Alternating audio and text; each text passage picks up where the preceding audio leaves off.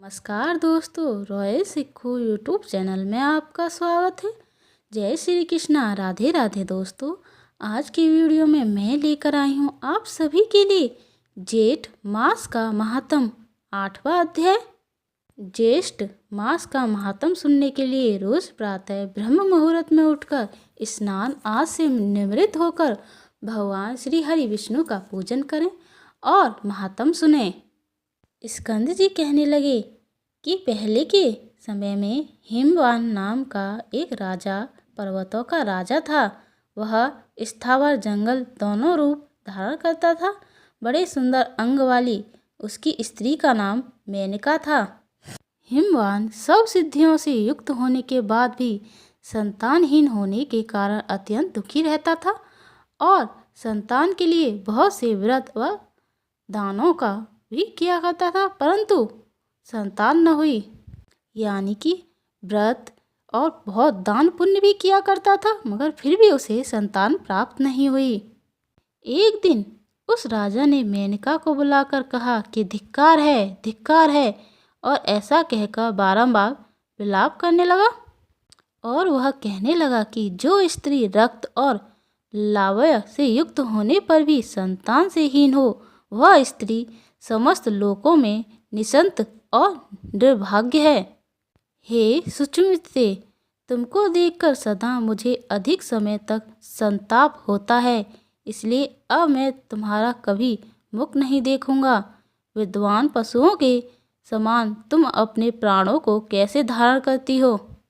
अपने पति के ऐसे वचन सुनकर जैसे वायु के आघात से केला और वृक्ष आघात से पर्वत गिरता है, वह मेनका पृथ्वी पर गिर गई और रोती हुई विलाप करती हुई भगवान विष्णु की शरण में गई। और लक्ष्मी जी के प्रार्थना करने पर और सामने नारद ऋषि को देखकर भगवान विष्णु ने नारद जी को मेनका के पास भेजा। नारद जी ने वहां जाकर मेनका को पर्णासन व्रत का उपदेश दिया और कहा कि ज्येष्ठ तृतीया आने पर इस व्रत को करो।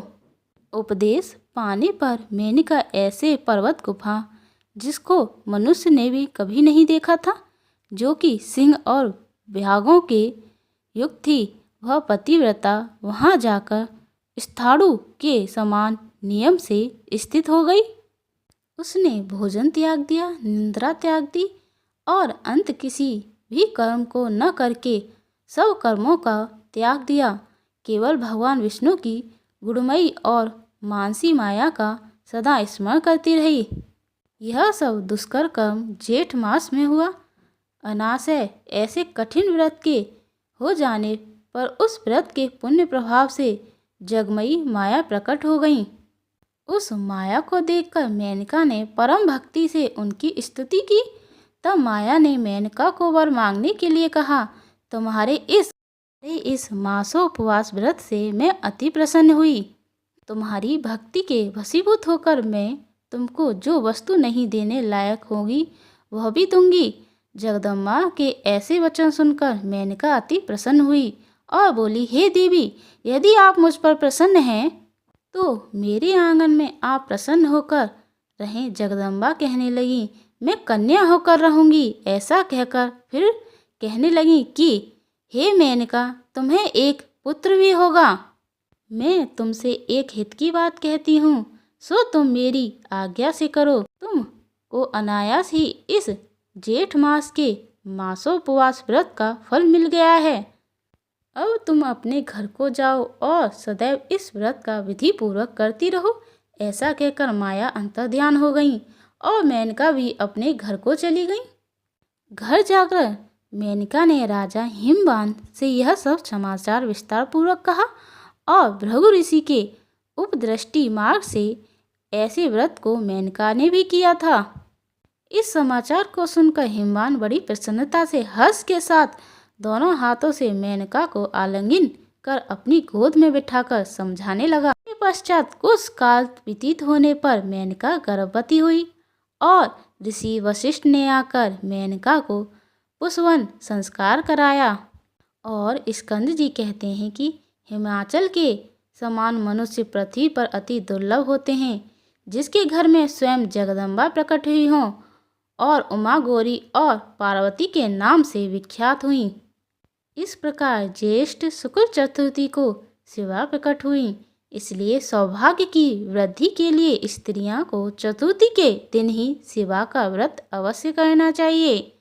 मिट्टी के शिवजी बनाकर मंडप में चारों द्वार को अच्छी तरह सुशोभित करना चाहिए। गिरजासन के चारों तरफ धान्य को बिछाकर मध्य भाग में अपनी शक्ति के अनुसार चांदी का झूला बनवाएं। उसमें उमा की सोने की प्रतिमा बनाकर सुंदर झूले में स्थापित करें तथा श्रद्धा अनुसार भक्ति से विधिवत उनका पूजन करें और सुहागिन ब्राह्मणियों का पूजन करें और कन्याओं को भोजन करावें तथा उनके सौभाग्य दिव्य माला चंदन से पूजन करें। गाना बाजा तथा कीर्तन आदि से सारा मास व्यतीत करें।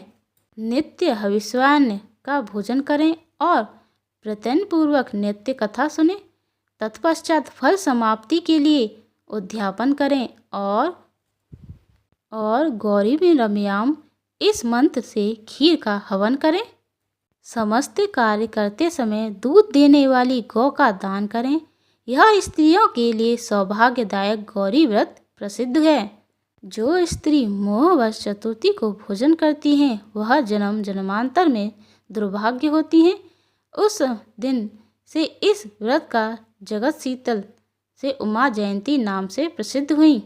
उस दिन से इस व्रत का जगतीतल से उमा जयंती के नाम से प्रसिद्ध हुई। मेनका ने पुत्र संतान के निमित्त फिर इस व्रत को किया और इसके प्रभाव से महान तेजस्वी पुत्र उत्पन्न हुआ। मैनाक नाम से दूसरा हिमाचल कहा जाता है। इति श्री ज्येष्ठ मास महात्म गौरी व्रत महात्म वर्णन अष्टम समाप्तम।